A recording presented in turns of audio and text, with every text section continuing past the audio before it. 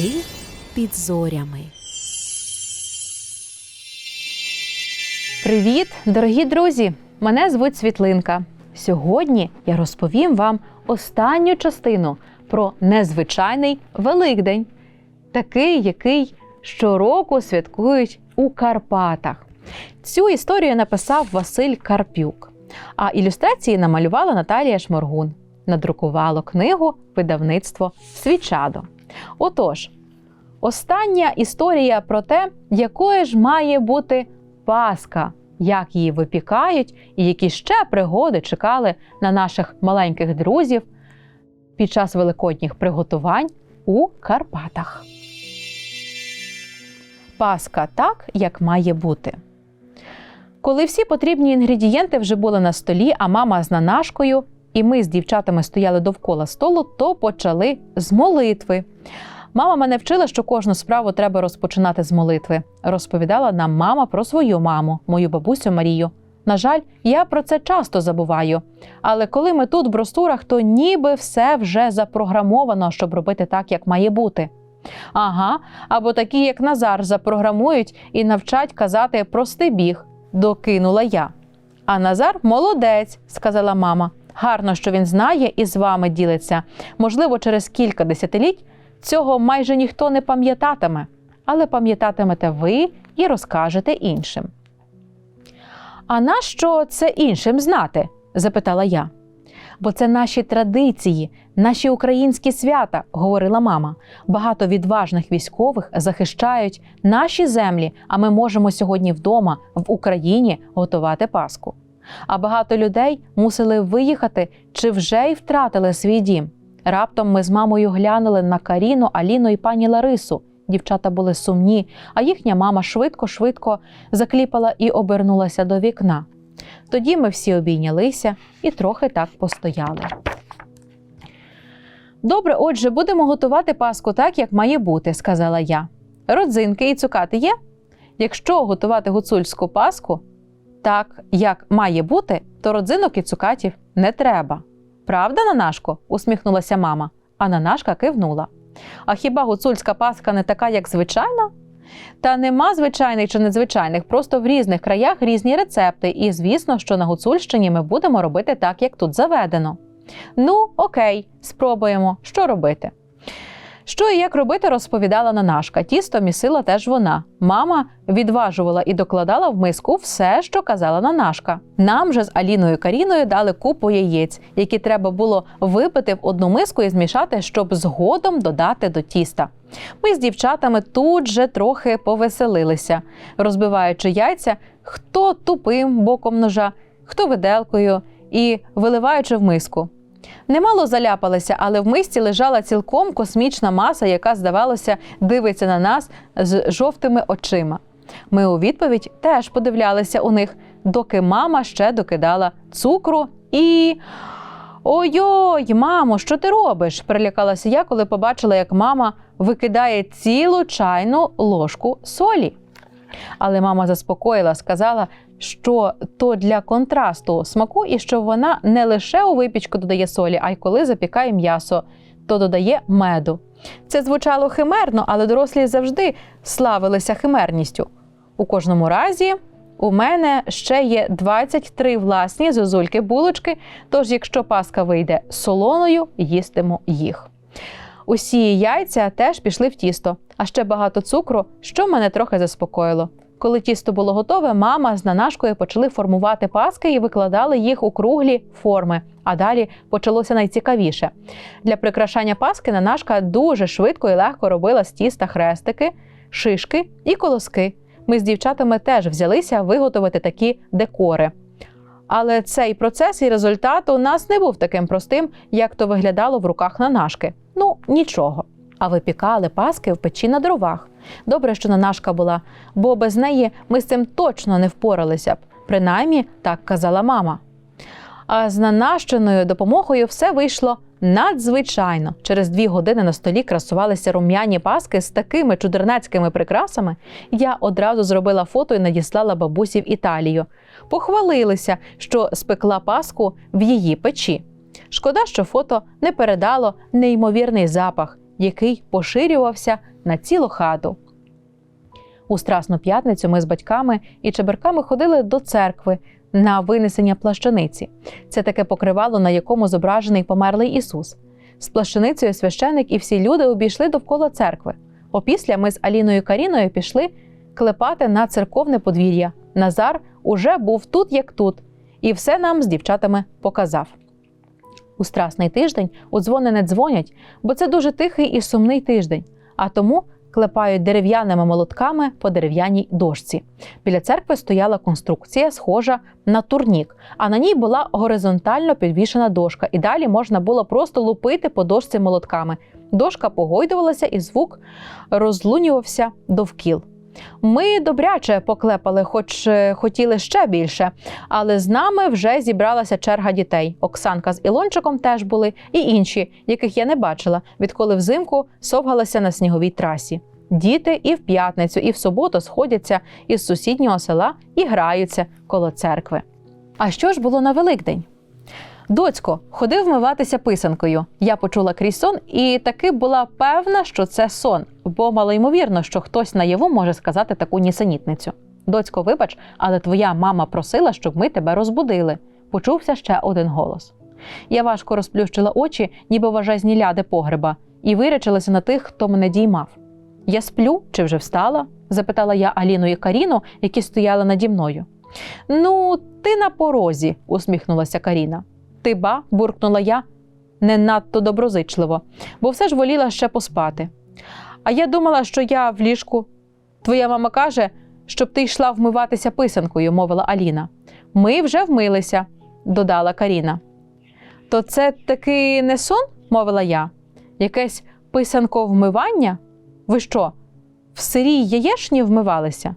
«Ні», – похитали головами дівчата. «А ти не знаєш як?»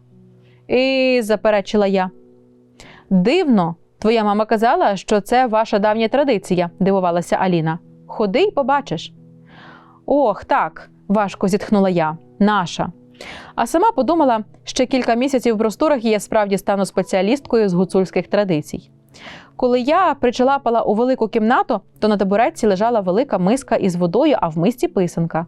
«Добрий ранок», – привіталася я зі своєю мамою і мамою дівчат пані Ларисою, які метушилися біля столу. «Христос воскрес, донечко», – сяяла мама з великою пахучою паскою в руках. «Вмивайся писанкою, щоб була така ж гарна, як писанка. Ти ж казала, що я й так гарна». Щось мені не дуже вірилося в такий писанковий ефект. «Тому-то, що в дитинстві я вмивалася писанкою, а ти в мене вдалася», – усміхалася мама. «У бростурах є такий звичай – вранці на Великдень вмиватися писанкою». Я стояла перед мискою з водою і писанкою і не дуже розуміла, як це має бути. «Мені треба розбити писанку?» – врешті я запитала.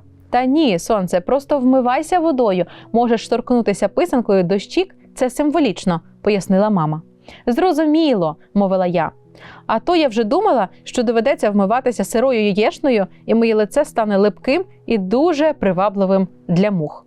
«Доцько, годі бурчати», – мама посерйознішала. «Вмивайся і вдягайся, скоро будемо йти до церкви».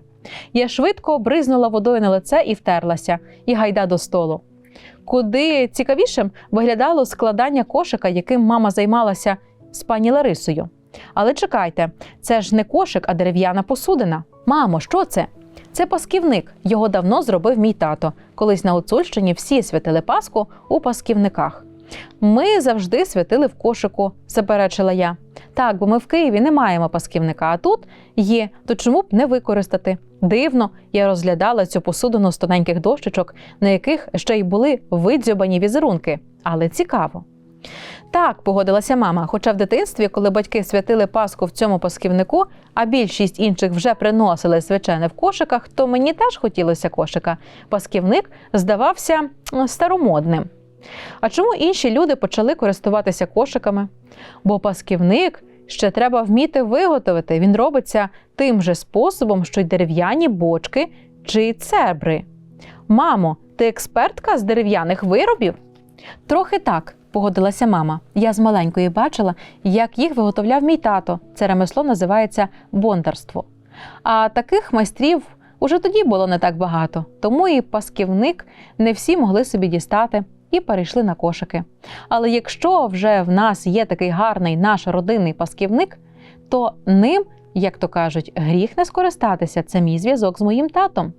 То ми й скористалися. Посередині мама поклала паску, а довкола ковбаску, варені яйця, сир і інші продукти, які наповнили своїм ароматом всю хату. Я ще додала свою писанку, а на сам кінець мама дістала з холодильника сирного коника. До церкви ми йшли великою громадою, яка постійно наростала. Щоб ви розуміли, святкова служба в Бростурах розпочинається о 6 ранку, але то утрення, а основна вже десь о 7, на яку ми й намагалися не запізнитися. З дому виходили я з мамою і татом та, звісно ж, 3 чеберків, але вже на вулиці до нас приєднались Назари з батьками.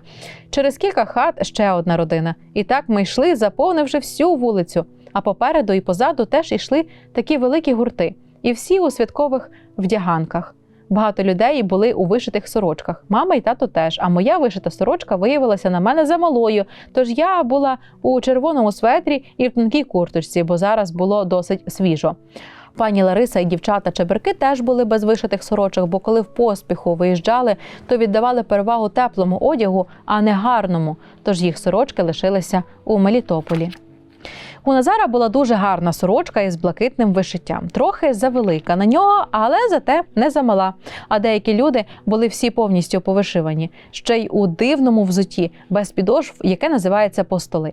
Це взуття ще має гарні дзьобчики спереду і загалом розцяцьковане. Тут в Бростурах усі розцяцьковані. І кептарі з усякими блискітками, і сумки через плече, які називають табівками. У жінок яскраві хустки і намиста. Ми з Каріною Аліною теж мали хустки на плечах. Вони були з численної бабиної колекції. Бабуся Марія була знана в селі модниця, а її колекція хусток така велика, що вона могла півроку щонеділі ходити до церкви в іншій хустці. Коли ми зайшли на церковне подвір'я, то там уже юрмилося багацько людей. Вони стояли наче острівцями.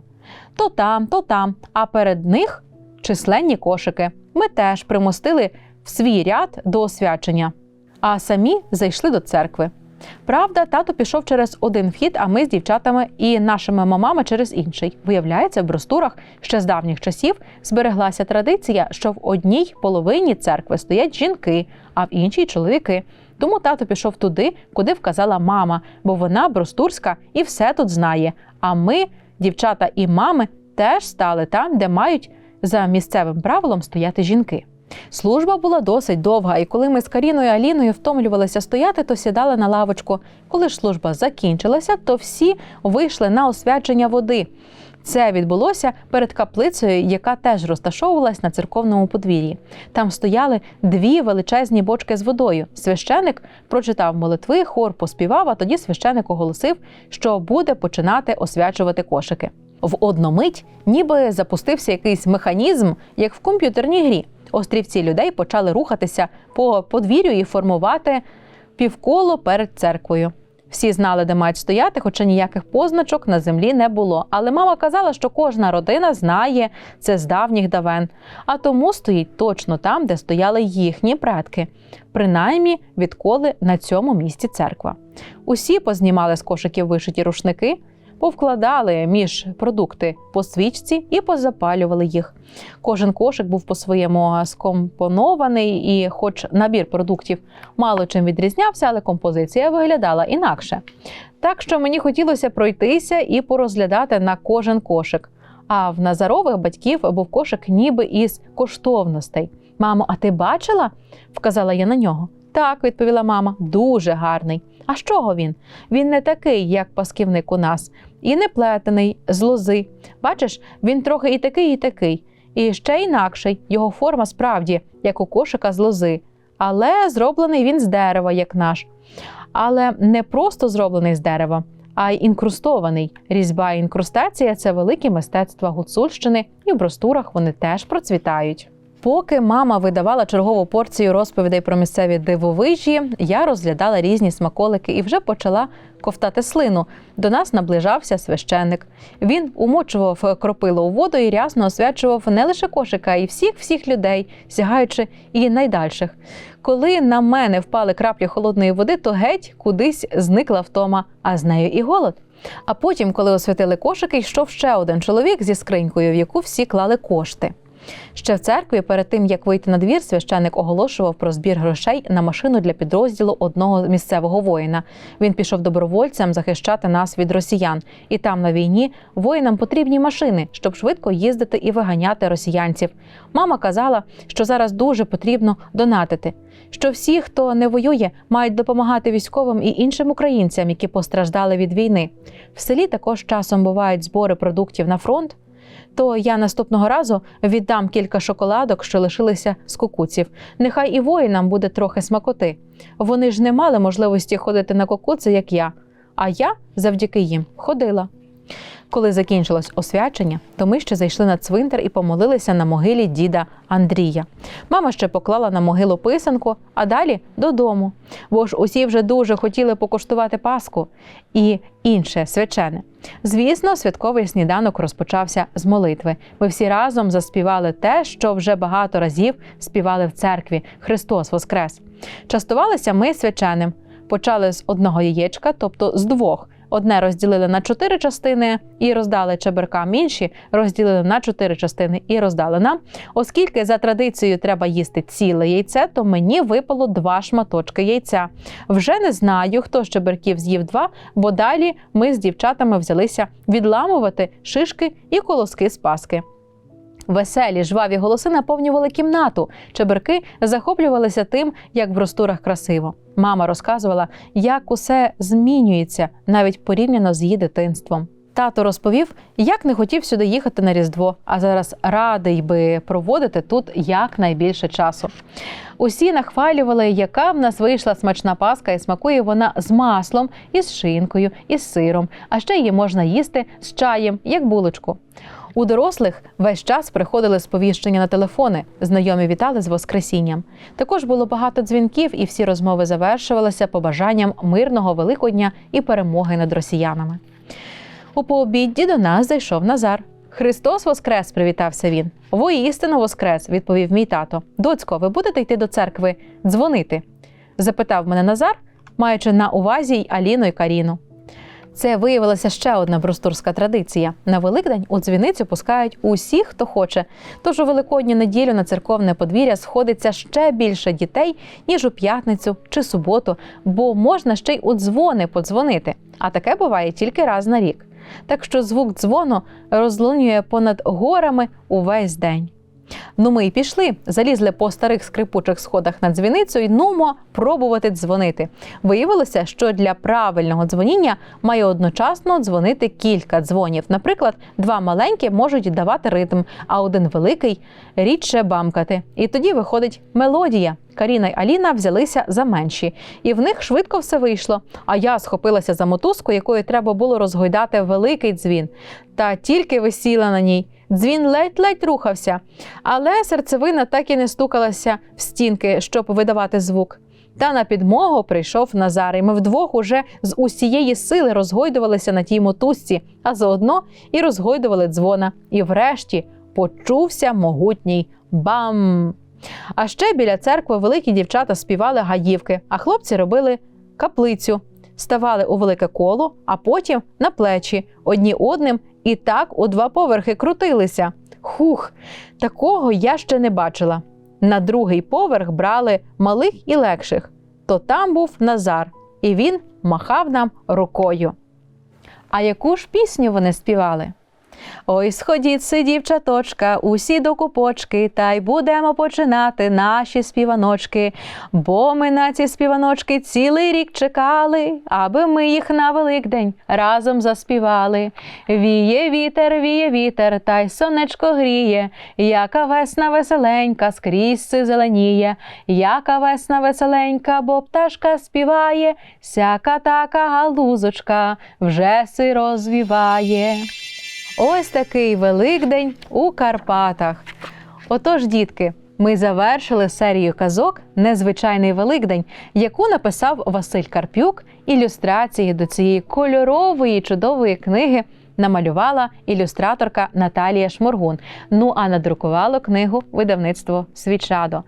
Щоб побачити і почути інші відео, інші казки, ви можете зайти на канал Світлик і переглянути та послухати інші казочки перед сном.